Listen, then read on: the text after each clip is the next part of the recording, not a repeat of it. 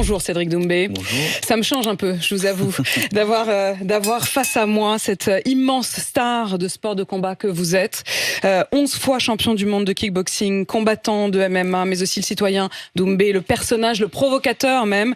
Ceux qui ne vous connaissent pas encore vont vous découvrir et c'est vraiment mon choix de vous installer là, au micro du face-à-face, parce que vous dites aussi beaucoup de ce qu'est notre époque, vous dites aussi beaucoup de ce qu'est la France aujourd'hui. D'abord, le MMA, ce sport de combat qui est devenu un phénomène absolu, qui était encore interdit parce que trop violent jusqu'à il y a 4 ans en France, un phénomène sportif, un phénomène télé. Il y a la série La Cage qui cartonne sur Netflix, il y a le MMA, la MMA Academy qui arrive sur M6. Vous êtes même un des personnages désormais de LOL qui ressort, que j'apprécie particulièrement. Je voudrais commencer par vous demander ce que ça dit de notre société. 2 hommes qui se battent dans une cage et ça passionne. Le fait que ça passionne, qu'est-ce que ça dit d'aujourd'hui ? Le fait que ça passionne, ça dit que tout simplement, déjà premièrement on a évolué, parce que comme vous l'avez dit, il y a encore 4 ans, aujourd'hui c'était interdit et aujourd'hui c'est permis. Alors ce qu'il faut mentionner et surtout ce qui est très important, c'est de noter que oui, ce sont des violences. Il y a 2 hommes dans une cage enfermés qui vont se livrer à un combat, mais qui est légiféré avec des règles encadrées et consenties. Il faut vraiment là vous le mettre dites tout de suite dessus. parce qu'effectivement il y a eu beaucoup d'inquiétudes, ça a été longtemps interdit effectivement en France parce que trop violent, parce qu'on disait tous les coups sont permis.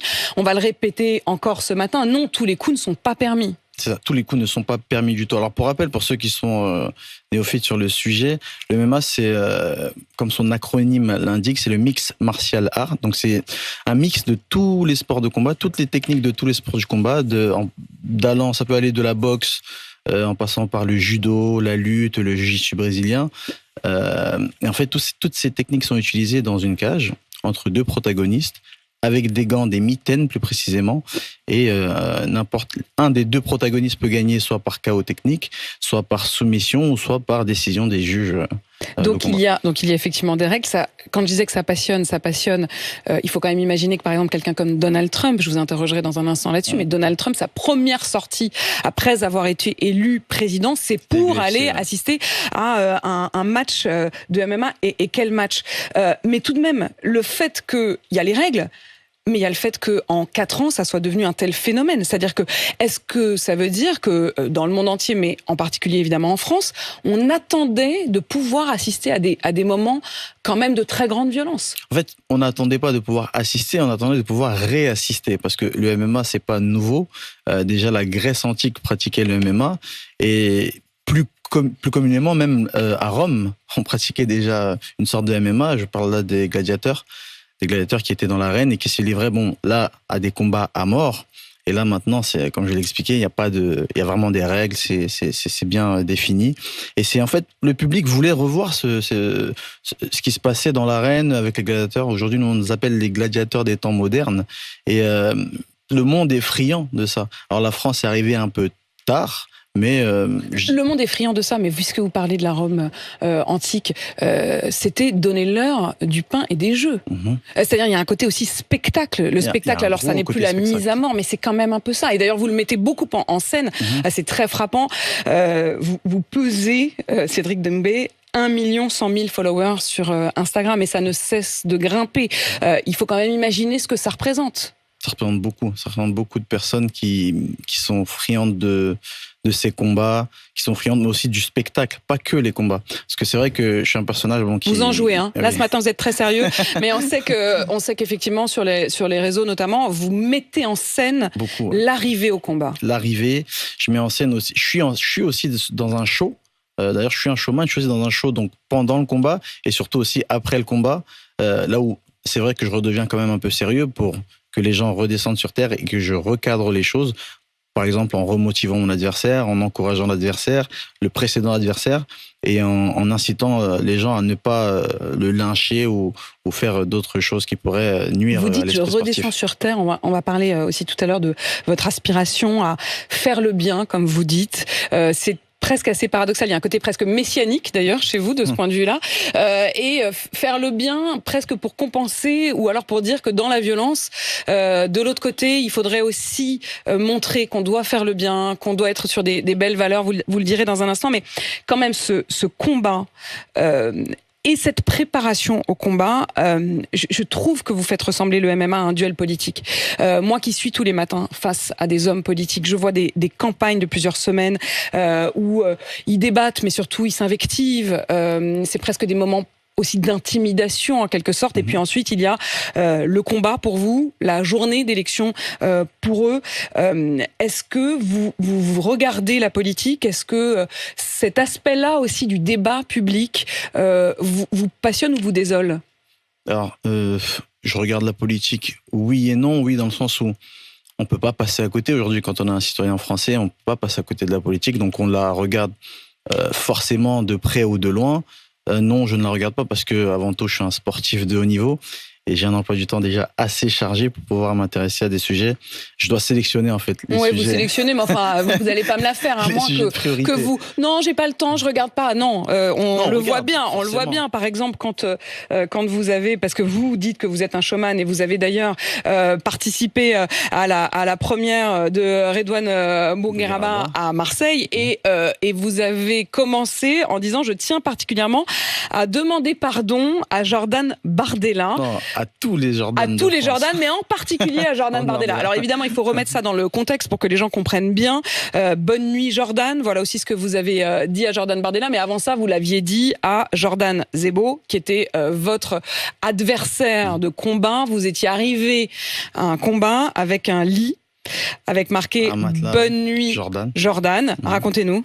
Alors en fait, j'avais déjà dit avant le combat contre Jordan, mon adversaire qui s'appelle Jordan, j'avais dit que je le mettrais KO, mais pas un simple KO où l'arbitre viendrait s'interposer et arrêterait le combat, mais un KO qui le ferait dormir, c'est-à-dire qu'il le laisserait inconscient dans la cage. Donc c'est assez violent quand même. Et c'est ce que j'avais prédit. Et c'est ce qui fait ma particularité, c'est que à chaque fois que je prédis l'issue d'un combat, ça se réalise. Encore le prophète messianique. Ça se réalise. Et donc ce qui s'est passé, c'est que je suis arrivé, donc il y avait toute une propagande déjà sur le Bonne nuit Jordan, je vais te faire dormir, tu vas tomber KO. Et donc je suis arrivé au combat avec un matelas inscrit dessus Bonne nuit Jordan. Et du coup, ce qui s'est passé, c'est que tous les feux étaient ouverts, tous les voyants étaient ouverts. C'est-à-dire quoi? Vous l'avez tétanisé avant même le combat? Ça veut dire que il y a aussi cette part d'intimidation, bien sûr, je vais pas le nier. C'est très juste, ça. Mais ça fait partie de mon personnage. Oui, c'est juste, parce que c'est ce que le public demande aussi. C'est juste parce que c'est ce que le public demande aussi, un spectacle, un show. Et l'important, c'est, comme je l'ai dit, après le combat, redescendre sur terre, montrer à tout le monde que ce n'est que du spectacle, ce n'est pas la réalité, ce qui se passe dans la cage. Cédric Doumbé, quand vous dites ensuite à Jordan Bardella, là pour le coup, je viens particulièrement demander pardon à Jordan Bardella parce que tous les Jordan de France avaient été charriés après votre Bonne nuit Jordan, mais vous le redites également la veille des élections législatives, vous tweetez, vous dites Bonne nuit Jordan. Non, on le comprend bien quand même. Non, c'est pas ce qui s'est passé. Ce qui s'est passé, c'est que quand je suis arrivé, quand j'ai fait ma première partie, la première partie de Redouane Bougueraba, donc à Bercy, là où j'avais combattu déjà quelques semaines avant, 2 ou 3 semaines avant, je commence le sketch en disant que je tenais à présenter mes excuses à tous les Jordan de France. Et donc là, tout le monde arrive parce qu'ils ont compris, ils me connaissent, et particulièrement à Jordan Bardella. Et puis ça s'est arrêté là. Et puis le tweet en question dont vous parlez, c'est pas moi qui l'ai fait. Je crois que c'est le parti politique qui avait gagné, qui a tweeté Bonne nuit Jordan. Est-ce que je valide? Oui, c'est drôle. Je valide toujours quand on partage mes phrases. Parce que c'est drôle, mais c'est aussi très cruel. En fait, je valide le côté drôle, on va dire, parce que c'est Cédric Doumbé. Vous voulez pas faire de la politique, vous voulez pas rentrer dans cette arène-là. Non, c'est pas cette mon domaine. Cette arène-là, c'est non. Ah non, c'est pas mon domaine. Si je rentre dans une arène, j'aime bien prédire et j'aime bien que mes prédictions se réalisent. Là, la politique... Vous voyez quoi dans votre boule de cristal, là? Il faut que ce soit un sujet que je maîtrise. Et quand je maîtrise, là, je peux dire oui, je suis le meilleur, je vais y aller, je vais gagner.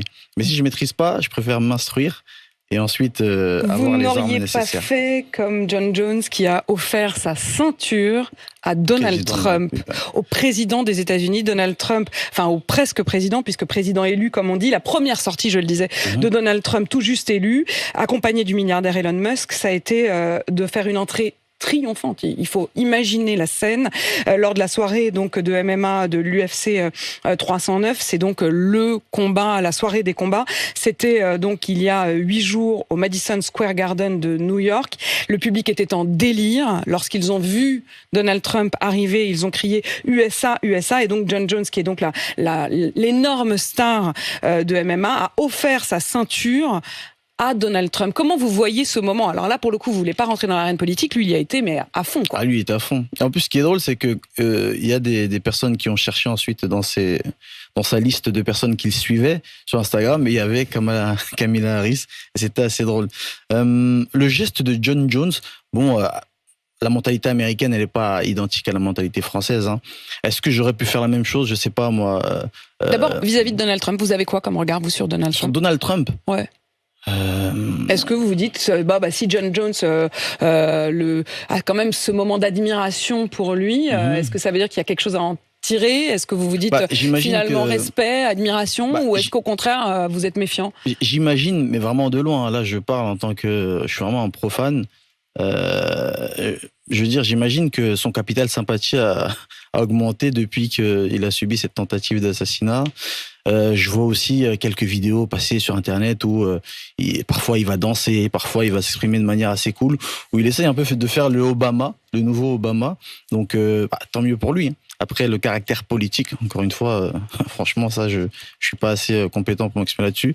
Maintenant, en ce qui concerne le geste de John Jones, c'était, je pense qu'il y avait rien de politique dans son geste. C'était simplement une marque de respect envers le président élu qui était présent pour même pas le soutenir, pour assister à cette soirée, à son sacre de champion du monde de MMA. Donc, ça aurait pu m'arriver aussi de venir saluer le président de la République comme marque de respect. Pour vous, c'est juste une marque de respect, parce qu'il y avait un enthousiasme. Il faut voir effectivement les images de la salle. Vous les avez vues, j'imagine, bien sûr. L'enthousiasme absolu à l'arrivée, effectivement, presque comme si lui-même était une autre star. Et cette complicité, en tout cas, qui se voyait entre John Jones et Donald Trump. C'est pas presque, hein, c'est une star. C'est une star. Le fait d'être déjà président de la République fait de vous une star. Ça veut dire que vous avez été élu à la majorité, j'imagine. Hein, et donc ça fait de vous une star dans le pays.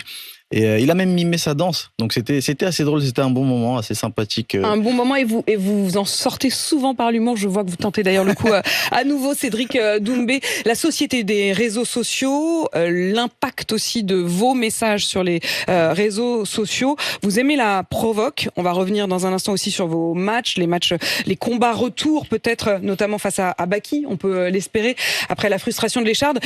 Mais je voudrais aussi prendre le temps avec vous ce matin sur votre combat. Vous vous êtes beaucoup engagé contre les violences faites aux femmes, mais aussi, à partir d'aujourd'hui, contre les violences faites aux enfants. C'est la journée contre les violences faites aux enfants aujourd'hui. Et vous avez décidé de prêter votre image, votre voix à l'association L'Enfant Bleu, qui lutte contre les violences extrêmes faites aux enfants.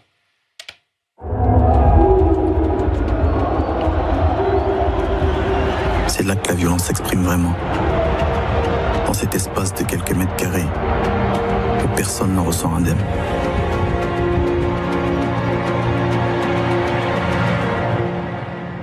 Mais contrairement aux apparences, l'endroit le plus violent n'est pas toujours celui qu'on imagine. Malheureusement, c'est dans des chambres comme celle-ci. L'endroit le plus violent n'est pas toujours celui qu'on imagine. Cette mise en scène, je la raconte aussi pour ceux qui nous écoutent sur RMC. Cette mise en scène, c'est qu'on a l'impression que vous allez rentrer vers la cage. Et en réalité, la porte que vous ouvrez, c'est celle d'une chambre d'enfant. On vous voit ensuite assis sur le lit d'une chambre d'enfant avec les peluches. Et ce slogan, l'endroit le plus violent n'est pas toujours celui qu'on imagine. Pourquoi cet engagement, Cédric Doumbé ? Alors, on a choisi cette journée pour lancer cette campagne. Aujourd'hui, c'est la Journée internationale des droits de l'enfant. En fait, l'histoire a commencé comment ?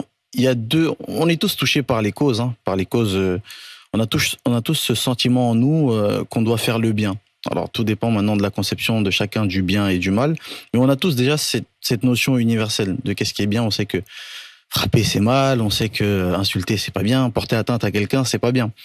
Et je discutais avec mon manager et j'avais deux causes qui me tenaient vraiment à cœur.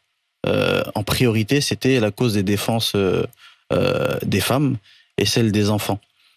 On a commencé déjà il y a quelques années avec la lutte contre les violences faites aux femmes. Et aujourd'hui, on a choisi cette journée pour relancer justement cette campagne qui vise à lutter contre les violences faites aux enfants avec l'enfant bleu. Pourquoi? Tout simplement parce que j'estime que rien d'autre qu'un sourire ne devrait être dessiné sur le visage d'un enfant. Les enfants, en l'occurrence, qui sont victimes dans leur foyer. C'est-à-dire, pourquoi vous êtes dans une chambre d'enfant? Parce que chaque semaine, un enfant meurt sous le coup de ses parents ou de ses proches. 77% des enfants victimes de maltraitance subissent ces violences au sein même de leur foyer, infligées par un membre de leur famille. C'est ça aussi la campagne que vous lancez aujourd'hui. C'est ça aussi la campagne. Il ne faut pas oublier aussi aujourd'hui les adultes. En fait, 22% des Français déclarent avoir été victimes durant l'enfance. C'est ça aussi l'enfant bleu. Et j'ai choisi cette association. Pourquoi? Parce qu'il y en a il y a beaucoup d'associations qui font un travail extraordinaire. Et je tiens à saluer tous les bénévoles et toutes les associations qui luttent contre ces violences-là. Particulièrement l'enfant bleu, parce que c'est une association de terrain qui va au contact des enfants en faisant de la prévention, en accompagnant les victimes et en accompagnant les victimes aujourd'hui qui ont été victimes, qui ont subi ces violences dans leur enfance. Vous avez-vous eu une enfance, vous le dites, heureuse, très accompagnée, très aimée. Vous êtes né au Cameroun, vous êtes arrivé en France à l'âge de 8 ans, vous avez grandi à Angoulême. Quand vous avez décidé de vous engager sur cette cause-là, est-ce que c'est aussi une manière d'abord de rendre aussi ce que vous avez reçu, d'amour dans l'enfance, mais quand même on se dit, c'est vrai que on a presque deux personnages. On a le Cédric Doumbé qui est là, qui montre les muscles, qui dit je vais te mettre KO, et puis on a celui qui au contraire se dit il faut lutter contre la violence. C'est pas un peu, est-ce que c'est contradictoire? Est-ce que c'est pour justement compenser? Ah non, c'est pas contradictoire du tout. Au contraire, j'ai trouvé que le paradoxe était fort et était beau de cet homme, entre guillemets, c'est vous qui allez me le dire, grand, fort,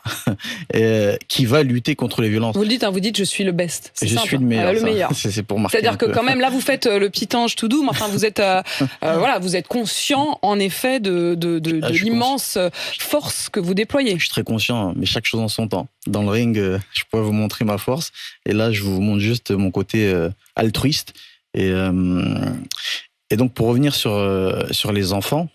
J'ai voulu vraiment montrer ce paradoxe-là de l'homme fort, violent, mais en fait le paradoxe des violences encadrées, consenties, et de l'autre côté des violences qui sont insoupçonnées et insidieuses. La question du consentement, très importante à vos yeux. J'ai lu, alors je voulais quand même vous interroger là-dessus, j'ai lu que vous disiez que pendant le confinement, vous vouliez vous marier, vous vouliez trouver, vous dites, quelqu'un avec qui faire ma vie, quelqu'un de sérieux, et vous êtes avec votre préparateur physique, vous lui parlez des filles et vous lui dites que vous voulez trouver une fille bien. Bien. C'est quoi une fille bien?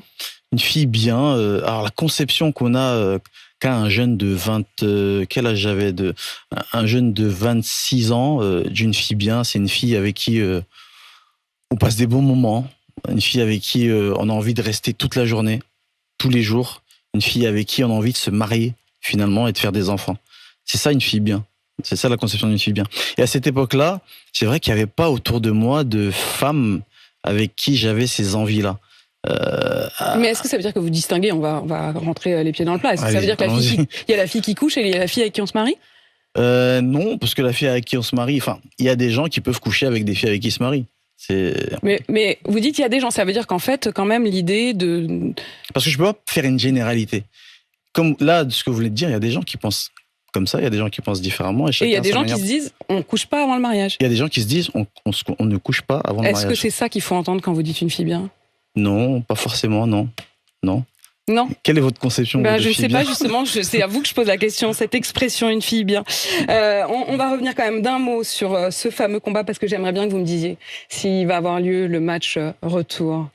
Le match retour aura lieu, indéniablement, parce que si aujourd'hui le PFL, donc l'organisation dans laquelle je combats, a décidé de signer Baki, c'est uniquement pour cette revanche-là que le monde entier attend. Le monde entier. Après la frustration de cette fameuse épine très notoire aujourd'hui. Vous n'allez pas vous en sortir comme ça. Quand? Quand en 2025, premier trimestre de 2025. Non, deuxième trimestre de 2025. Deuxième trimestre de 2025, ça commence à se resserrer? Où? En France, indéniablement. Il faut que le public français... Vous avez déjà fait Bercy, ça suffit plus? Ah, il y aurait probablement un stade, je vous en dis pas plus. Un stade plus grand que Bercy? Plus grand que Bercy. Dans la région parisienne? Un stade qui a une allure de parc, j'en dirais pas plus. Un stade qui a une allure de parc, au Parc des Princes? Un stade qui a une allure de parc. Au Parc des Princes, au deuxième trimestre 2025, aura lieu donc le combat retour face à Baki. Quand même que j'ai réussi, Cédric Doumbé. Presque. Chacun son sport. Hein. Cédric Doumbé, donc immense star des sports de combat, 11 fois champion du monde de kickboxing, combattant de MMA. Merci à vous d'être venu. Je signale également votre livre Pointe à la ligne, KO premier round, une autobiographie. Et puis, bien sûr, votre engagement pour l'enfant bleu. Merci d'avoir répondu à mes questions dans le Face à Face. Il est 8h52 sur RMC BFM TV.